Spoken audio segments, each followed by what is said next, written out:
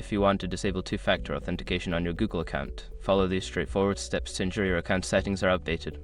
Step 1. Sign into your Google account. Open your web browser and go to the Google account sign-in page. Enter your email and password to access your account. Step 2. Navigate to Security Settings. Once logged in, find the Security section in the left-hand menu. Click on it to access your account's security settings. Step 3. Locate two-step verification. Scroll down until you find the Signing into Google section. Here, you will see two-step verification. Click on this option to proceed. Step 4. Enter your password. For security purposes, you may be prompted to enter your password again. Type in your password and click Next to continue. Step 5.